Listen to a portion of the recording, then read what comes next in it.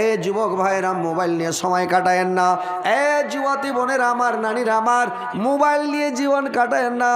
Mobile নিয়ে ব্যস্ত থাকিয়েন না, মোবাইল পেয়ে ব্যস্ত থাকিয়েন না, সব সময় মোবাইলে ব্যস্ত থাকিয়েন না। সব সময় মোবাইল হচ্ছে মিথ্যা কথার মেশিন। সব সময় মোবাইল দিয়ে ব্যস্ত থাকে। তো দেখেন, মোবাইল বেশি চালায়েন না, সব সময় মোবাইল। খেতে বসে তাও মোবাইল, শুয়ে থাকবে তাও মোবাইল, পেশাব পায়খানাতে যাবে তাও মোবাইল, রুটি বানাইছে তো মোবাইল চালু করে দিছে, মোবাইল চলছে আর রুটি পাকাইছে, দেখছে আটা সানছে, মোবাইল দেখছে, রুটি পাকাইছে, বানাইছে, মোবাইল নিয়ে ব্যস্ত আছে। এক পাগলি করেছি কি, ওর পুরুষটা দিল্লি থেকে ফোন লাগিয়ে দেয়, ফোনে কথা কইতে কইতে করেছি কি, একে পায়খানা করা লেগেছে, তো এই মোবাইল নিয়ে পায়খানা করতে ঢুকেছে, পায়খানা করে বাথরুমে মোবাইল ধরে পায়খানা করছে, কথা কইছে, পায়খানা করছে, কথা কইছে। ওর স্বামীটা কইছে, হ্যাঁ রে তুই একবার করে কুথা কেনে উঠছে, তো কইছে যে কই তো সরম লাগছে, কইছে কেনে, কইছে সরম লাগছে, কইছে পাগলি, স্ত্রী পুরুষের কোনো সরম আছে? তুই স্ত্রী আমি পুরুষ, সব কথা কহা যাবে, তুই কহা কি আছে, কেনে কুথা উঠছে কহা, কইছে যে তো সরম লাগছে, এখন আমি পায়খানা করছি। কইছে পাগলি, মেলাক্ষণ থেকে গন্ধ পাচ্ছি তো তোকে সরমে কহি না, মেলাক্ষণ থেকে গন্ধ পাচ্ছি মোবাইলে, তো আমি কহবো কহি তো সরমে তোকে কহি না, কহেন তো এটা কোনো কথা হলো যে ভাই, ও দিল্লি থেকে গন্ধ পেবে এখানে মোবাইলে পায়খানা করছে, ওখান থেকে বলে সেন্ট পেয়েছ, কহেন তো। হ্যাঁ, মোবাইলে সব মেতে গেছে। মোবাইল আল্লাহ রাসূল বলেছেন 3 জায়গাতে কথা বলবেন না, কোনো জিনিস মুখে দিয়া পেশাব করবেন না, পায়খানা করবেন না, কারণ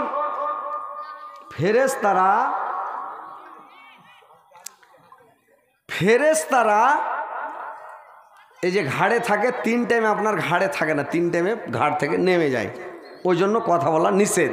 ভালো করে শুনে কথাটা মনে রাখবেন, ইয়াদ হে তো আবাদ হে, ভুল গিয়া তো বরবাদ হে, মনে রাখবেন কাজ দিবে, ভুলে যাবেন তো বরবাদ হবেন। বুঝতে পারছেন? কোন সময় 3 সময় থাকে না। আল্লাহর নামে বললেন, তোমরা যখন পেচ্ছাব করতে বসবে তোমার ঘাড়ে ফেরেশতা থাকে না, দূরে সরে যায়। পেচ্ছাব করার সময় তোমরা কথা বলবে না, কথাটা যে ফেরেশতারা রেকর্ডিং করে কিন্তু ওদের কষ্ট হয়। পেচ্ছাবের সময় কারোর সাথে কোনো কথা বলবে না, চুপচাপ পেচ্ছাব করবে। পায়খানা করার টাইমে চুপচাপ পায়খানা করবে, কারোর সাথে কোনো কথা বলবে না। আর কি করবে, যখন স্বামী স্ত্রীতে সহবাস করবে, স্বামী স্ত্রীতে যখন মিলন করবে, ওই অবস্থাতে কোনো কথা বলবে না, কোনো আওয়াজ করবে না, কোনো কথা মুখ দিয়ে বের করবে না। যদি তুমি কথা বলো ওই টাইমে তোমার ঘাড়ে ফেরেশতা থাকে না, দূরে থাকে। মিলনের সময়, সহবাসের সময় ফেরেশতা দূরে থাকে, ওই সময় কথা বলা নিষেধ। যদিও কথা বলো ওরা ক্যাচ করে নিবে, কিন্তু কষ্ট হবে। তো আল্লাহর নবী বলেছেন, ফেরেশতার উপরে জুলুম করিও না, কষ্ট দিও না, তোমরা ওই সময়তে কথা বলবে না। পেচ্ছাবের টাইমে, পায়খানার টাইমে, সহবাসের টাইমে কথা বলতে হবে না, চালা করতে হবে না, কারোর সাথে কোনো কথা বলতে হবে না। আরেকটা কথা, পেচ্ছাব যখন করবেন কোনো জিনিস মুখে দিয়া পান চাবাইতে চাবাইতে পেচ্ছাব করিয়েন না। পান মুখে দিয়া পেশাব পায়খানা করতে যায়েন না। সিগারেট খেতে খেতে, বিড়ি খেতে খেতে, আর কিছু খেতে খেতে, কোনো জিনিস খেতে খেতে, চকলেট চুষতে চুষতে পায়খানা পেশাব করতে যাবেন না। মুখে যদি কোনো জিনিস নিয়ে পেশাব পায়খানা করেন, আল্লাহর রাসূল বলেছেন একটা অসুখ হবে।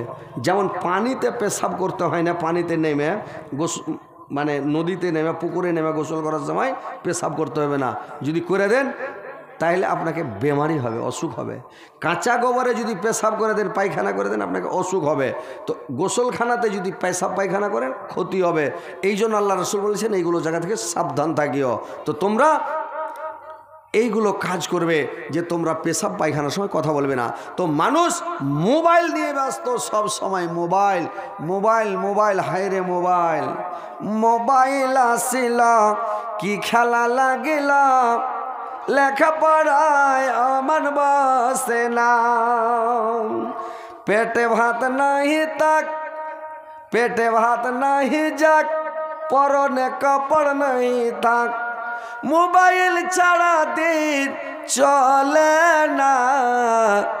মোবাইল আসিল কি খেলা লাগিল লেখাপড়ায় মন বসে না। রাত 12টার পরে বন্ধু যখন ফোন করে দু চোখেতে ঘুম আসে না। রাত 12টার পরে বন্ধু যখন ফোন করে দু চোখেতে ঘুম আসে না।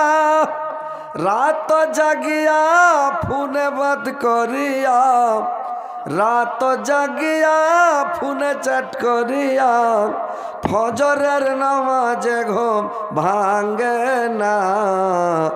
মোবাইল আসিল কি খেলা লাগিল লেখাপড়ায় মন বসে না। মোবাইলের ঠেলা প্রেম প্রীতের মেলা এখন আর পার্কে যাওয়া লাগে না। বিছানায় বসিয়া কানে ফোন লাগাইয়া বিছানায় বসিয়া কানে ফোন লাগাইয়া কই মোর সোনা বন্ধু ভুলা না। মোবাইল আসিল কি খেলা লাগিল লেখাপড়ায় মন বসে না। তো ভাই মোবাইল যে আসলো তো মোবাইলে আজকে মানুষের মিথ্যা কথাটা বেড়ে গেছে, মোবাইলে মানুষের পাপ করাটা বেড়ে গেছে। এখন মানুষ মিথ্যা কথা বেশি বলছে, মোবাইলে পাপ বেশি করছে। তো ভাই আমার মোবাইল খুব দেখিয়েন না, তসবিহ পড়েন, জিকির করেন, আল্লাহকে ডাকেন। যদি সুবহান আল্লাহ 100 বার পড়েন, আল্লাহর 4টা তসবিহ সবচাইতে বেশি পছন্দনীয়। আল্লাহর কাছে 4টা তসবিহ অতি প্রিয়। কি 4টা তসবিহ? একটা হচ্ছে সুবহান আল্লাহ, একটা হচ্ছে আলহামদুলিল্লাহ, একটা হচ্ছে লা ইলাহা ইল্লাল্লাহ, আর একটা হলো আল্লাহু আকবার। এই 4টা তসবিহ আল্লাহর নিকটে অতি প্রিয়, আল্লাহর নিকটে অতি প্রিয়। যদি সুবহান আল্লাহ 100 বার পড়েন ভাই, তো 100 বার সুবহান আল্লাহ পড়লে 1000 নেকি আপনার আমল নামায় লেখা হবে, 1000 গুনাহ আপনার মিটিয়ে দেওয়া হবে। আলহামদুলিল্লাহ 100 বার পড়লে 1000 নেকি পাবে, 1000 গুনাহ মিটানো হবে। লা ইলাহা ইল্লাল্লাহ 100 বার পড়লে 1000 নেকি পাবে, 1000 গুনাহ মিটা হবে। আল্লাহু আকবার 100 বার পড়লে 1000 নেকি পাবে, 1000 গুনাহ মিটানো হবে। 400 বারে 4000 গুনাহ মিটে যাবে, 4000 নেকি আপনার আমল নামাতে লেখা হবে, আপনার নেকির পাল্লা ভারী হবে। কিয়ামতের দিন আপনি জান্নাতে যেতে পারবেন ভাই।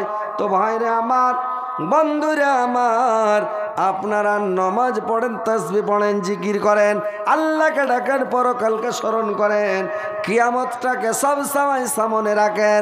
না হলে ভাই আমার, বন্ধুরে আমার, কিয়ামতের দিন পস্তাতে থাকবেন, আফসোস করতে থাকবেন। মানুষ নিজের হাত নিজেই কামড়াবে, নিজের হাত নিজেই দংশন করতে থাকবে আর আফসোস করতে থাকবে। আল্লাহ কুরআনের মধ্যে বলছেন, ওয়া ইয়াউমা ইয়াআজ্জুজ জালিমু আলা ইয়াদাইহি ইয়াকুল আলাইতানি তাকাতুমা আর রাসূলের সাবিল। সেদিন আফসোস করবে আর বলবে, আল্লাহ কেন আমি খারাপ লোকের সাথে দোস্তি করেছিলাম, আল্লাহ কেন আমি নবী রাসূলের পথ অনুকরণ করিনি, কেন আলেম উলামার কথা মানিনি, কেন কোরআনের কথা মানিনি, হাদিসের কথা মানিনি, কেন আমরা দুনিয়াতে ভালো আমল করিনি। আল্লাহ সেদিন আফসোস করবে আর বলবে, আল্লাহ কেন আমরা ভালো আমল করিনি। আল্লাহ দুনিয়াতে একবার পাঠালে আমরা আল্লাহ তোমার ভালো আমল করতাম, সৎ আমল করতাম, নেক আমল করতাম, আল্লাহ দুনিয়াতে ভালো আমল করে যেতাম। কিন্তু ভাই আমার, মানুষ পৃথিবীতে একবার জন্ম নিয়েছে, একবার মৃত্যু হবে। পৃথিবী থেকে একবার দুনিয়া থেকে যাবে রে ভাই। পৃথিবীতে দুবারা কোনো মানুষ কোনো মায়ের লাল আসবে না। আল্লাহ পাক কোনো মানুষকে পৃথিবীতে দুবারা পাঠাবে না ভাই। তো কথা হচ্ছে, দুনিয়াতে এসেছেন, নামাজ 5 ওয়াক্ত পড়েন, সালাত 5 ওয়াক্ত আদায় করেন, আর রমজান মাসের রোজাটি ভালোভাবে রাখেন, আর উঠতে বসতে চলতে ফিরতে খেতে সব সময় নবীর সুন্নাত আদায় করেন, আর সব সময় সুবহানাল্লাহ, আলহামদুলিল্লাহ, আল্লাহু আকবার, আল্লাহ লা ইলাহা ইল্লাল্লাহ সব সময় পড়তে থাকেন। আল্লাহ পাক কোরআনের মধ্যে বললেন, ইয়া আইয়ুহাল্লাযীনা আমানু যিকুরুল্লাহ যিকরান কাসীরান। হে বিশ্বাসীগণ, হে ঈমানদারগণ, তোমরা সব সময় আল্লাহকে স্মরণ করো, আল্লাহকে অধিক পরিমাণে স্মরণ করো, সব সময় বেশি বেশি করে আল্লাহকে তোমরা স্মরণ করো, আল্লাহকে ডাকো। দেখো ভাই, কিয়ামতটা বেশি দূরে নাই, কিয়ামত বেশি দূরে নাই ভাইরা আমার, বন্ধুরে আমার, কিয়ামতটা বেশি দূরে নাই। যখন আপনার মত হয়ে যাবে, যখন আপনার আজরাইল এসে গলা টিপে ধরবে, তখন আপনার কিয়ামত শুরু। একজন সাহাবী বললেন, ইয়া রাসূলুল্লাহ, নবী গো আপনি বলুন তো হুজুর, আপনি বলুন তো নবী গো, যে কিয়ামত কখন হবে? আল্লাহর নবী বললেন, যেদিন বা যখনই, যে মুহূর্তে আজরাইল এসে তোমার গলাটা টিপে ধরবে, তখনই তোমার কিয়ামত শুরু হয়ে যাবে। কিয়ামত তোমার থেকে বেশি দূরে নাই, কিয়ামতটা বেশি দূরে নাই, তোমার কাছেই কিয়ামত আছে। যখনই আজরাইল এসে টুটি ধরবে, তখনই তোমার কিয়ামত শুরু হয়ে যাবে। কেউ বলতে পারবেন ভাই যে আমি 1 বছর বাঁচবো, 2 বছর বাঁচবো, 10 বছর বাঁচবো, 1 ঘন্টা বাঁচবো, 1 মিনিট বাঁচবো? কেউ চ্যালেঞ্জ দিতে পারবেন? কেউ লিখে দিতে পারবেন? কেউ পারবেন না। আল্লাহ যে কখন কার মত করে নেবে, কখন যে কে মরে যাবে, কোন অবস্থাতে কে মরবে, আল্লাহ জানে। আজকের কথা, আমার একটা পোতা, আমার বোনের পোতা, মানে আমার পোতা, আমার বোনের পোতা, একটা আমার ভাইগিনার বেটা বোম্বাই গিয়েছিল কাজ করতে, হলো 3-4 মাস যাওয়া। ওখান থেকে 6-7 তালা বিল্ডিংয়ের ওপরে কাজ করছিল। কাজ করতে করতে বেল্ট লাগিয়ে কাজ করে, কি হিসাবে বেল্ট ছুটে গেল, 6 তালার ওপর থেকে যে পড়ল, তো মাথা নিচে, পা উপরে, মাথা ফেটে এইগুলোর হাড্ডি ভেঙে ঢুকে গেল ভিতরে, ঘাড়ের লতা ভেঙে গেল, ডাঁড়ি ভেঙে গেল, সাথে সাথে দম চলে গেল। আজকে বর্তমান, আজকে মাটি দিয়ে আসলাম, জাহাজে করে নিয়ে আসলো বডি, নিয়ে আসার পরে মাটি হলো। এই জন্য আপনাদের জালসাতে আসতে আমার একটু লেট হয়ে গিয়েছিল, সময় লেগে গিয়েছিল। 20-22 বছরকার ছেলে দুনিয়া ছেড়ে চলে গেল। কেউ জানে যে এইভাবে মারা যাবে, এইভাবে মরবে, কিন্তু মত কখন কার চলে আসবে, কখন কে মরে যাবে আল্লাহ জানে। মানুষ কেউ বলতে পারবে না ভাই কার কোন অবস্থাতে মত আছে। তো ভাই, মত কখন হবে বলা যাবে না। যতক্ষণ আপনি বেঁচে আছেন আল্লাহকে ডাকেন, আল্লাহকে স্মরণ করেন, আল্লাহর সব সময় তাসবিহ পড়েন, জিকির করেন, আল্লাহকে সব সময় স্মরণ করেন। ভাই দেখেন, মত বেশি দূরে নাই, মত আপনার পিছনে পিছনে ঘুরছে, মত আপনাকে ধরছে, মত আপনাকে মোকা নিয়ে আছে, কখন ধরে নেবে, আপনার রুটাকে বের করে নেবে, দম বের করে নেবে, আপনি চলে যাবেন দুনিয়া ছেড়ে। তো ভাই, আল্লাহকে স্মরণ করেন, এখনো সময় আছে। আজ মরলে কালকা 2 দিন, পরের দিন কেউ কাঁদবে না, যাদের জন্য করলা কামাই, মরলে তারা চিনবে না। কে দিলে এটা টাকা? খালিল। আল্লাহ তোমার বান্দা, আল্লাহ আল্লাহ একটা তোমার বান্দা খলিল সাহেব, আল্লাহ 500 টাকা দিয়েছে। আল্লাহ 5 লক্ষ 5 কোটি মিলে গ্রহণ করো। আল্লাহ তার জীবনের গুনাহ মাফ করো, জীবনের ভুল ত্রুটি মার্জনা করো, হায়াত দারাজ করো, বৃদ্ধি করো, মরার পরে সুগম স্থান দাও, কিয়ামতের পরে জান্নাত নসিব করিও। আল্লাহ তাকে দুনিয়াতে ভালো রাখো, মরার পরে সুগম স্থান দাও, কিয়ামতের পরে জান্নাত নসিব করিও মাওলা। আমিন আমিন আমিন। তো ভাই আসেন, আপনারা কথাগুলো ভালো করে শুনেন। মা বোনেরা আছে না? সব চলে গেছে রে ভাই, পুরা প্যান্ডেল আছে। এ তো সাংঘাতিক ব্যাপার। মেয়ে ছেলেরা, মানে মেয়ে ছেলেরা আসলে, মেয়ে ছেলেরা চা ঠান্ডা হয়ে গেল যে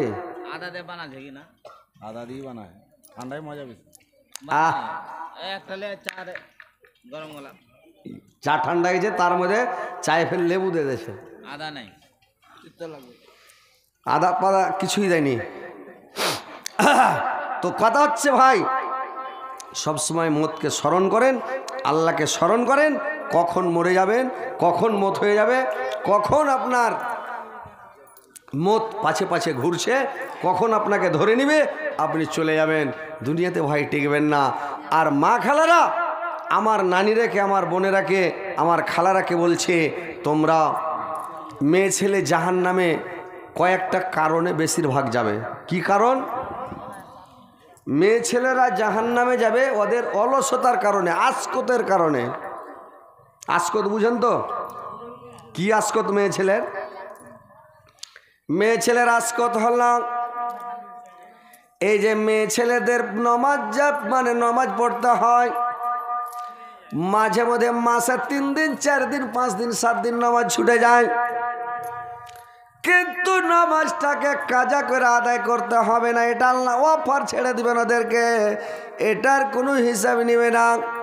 কিন্তু রমজান মাসে যদি রোজা ছুটে যায়, রোজাটাকে কাজা করে আদায় করে নিতে হবে।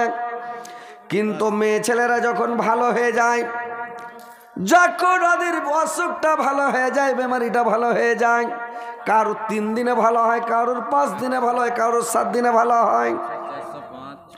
তো যখন বেমারি ভালো হয়, যার 5 দিনে ভালো হয়, 2-3 দিন ফরজ গোসল করে না, গোসল করে নামাজ পড়তে লাগে না, আসকত করে 2-3 দিন কাটিয়ে দেয়। 7 দিনে ভালো হলে আরো 2-3 দিন কাটিয়ে দেয়। এই যে আসকত করে সময়টাকে ওরা কাটিয়ে দেয়, এই কারণে ওরা জাহান্নামে বেশিরভাগ যাবে। আর মেয়ে ছেলে আর একটা কারণে জাহান্নামে যাবে, যে মেয়ে ছেলেরা কথায় কথায় খালি বরদোয়া করে। বরদোয়া করতে হবে না, মানুষকে বরদোয়া দিতে হয় না, কোনো মানুষকে বরদোয়া দিবেন না। মায়েরা বোনেরা আমার ভালো করে শুনেলেন, বরদোয়া দিতে হবে না। আর মেয়ে ছেলেরা কি করে? পুরুষের সাথে কথায় কথায় পুরুষের সাথে তর্ক করে, পুরুষের মুখে মুখে তর্ক করে, পুরুষের মুখে মুখে বাদবাজা করে।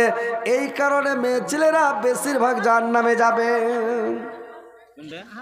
মানে এই 3টা কারণে মেয়ে ছেলেরা বেশি জাহান্নামে যাবে। 1 নাম্বার আসকত অলসতার কারণে জাহান্নামে যাবে। 2 নাম্বার এরা জাহান্নামে যাবে। মেয়ে ছেলেরা যাবে মানে করে কি? খালি বরদোয়া করার কারণে। বরদোয়া করতে হয় না। আল্লাহর নবী বলেছেন, তোমরা বরদোয়া মানুষকে করবে না, কোনো জিনিসকে বরদোয়া করবে না। একটা লোক করেছি কি, মানে আগা যুগা কিরকম পচ্ছা ঝাঁওয়াটা ছিল রে ভাই। যারা বয়স্ক লোক, বুড়া মানুষ, ওরা বলতে পারবে কেমন পচ্ছা ঝাঁওয়াটা ছিল।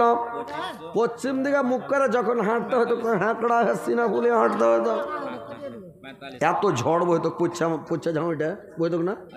আগা যুগে যখন আমরা ছোট ছিলাম দেখেছি, হ্যাঁকড়া হয়ে হাঁটতে হতো না, তো ঠেলা ফেলে দিবে, এত জোর ঝড় বহে।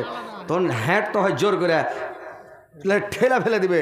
পোহাতে সব এলান করে দিলে ম্যাকে যে সব ভাত টাত রেঁধে তো গাঁ পুরা সারা হয়ে যাবে। পোহাতে ভাত রেঁধেলে সব পোহাতে ভাত রেঁধেলি তো কাকা যুগে এরকম একটা সিস্টেম ছিল, যুগে এরকম ঝড় বইত। তো একটা লোক হাঁটছে আর ওর পাঞ্জাবি সার সার সার সার করে উড়ছে, তো ও বাতাসকে বরদোয়া করে দেয়। আচ্ছা, বাতাসটা বইছে তো আল্লাহর অর্ডারে বাতাসটা বইছে, তো এই খ্যাপা করেছে কি বাতাসকে বরদোয়া করে দিয়েছে। আল্লাহর নবী বললেন, আল্লাহর অর্ডারে বাতাস বইছে, তুমি কেন বরদোয়া করলে? কোনো মানুষকে যদি বরদোয়া দাও, কোনো গাছপালাকে বরদোয়া দাও, কোনো জিনিসকে তুমি বরদোয়া দাও, তোমার বরদোয়াটা যদি অরিজিনাল হয় তো ওকে লেগে যাবে। আর যদি তোমার বরদোয়াটা অরিজিনাল না হয়, ওই বরদোয়াটা সারাদিন উড়ে বেড়াবে, ঘুরবে বেড়াবে। সন্ধ্যার টাইমে, মাগরিবার টাইমে তোমার ঘাড়ে যায়, তোমার ঘাড়ে ওই বরদোয়াটা চেপে বসবে। তোমাকে ওই বরদোয়াটা, তোমাকে ওর সাজা ভুগা তোমাকে মরতে হবে। মতের আগে আগে ওই কষ্ট তোমাকে ভুগা মরতে হবে। আল্লাহর নবী বললেন, কাউকে তুমি বরদোয়া করবে না।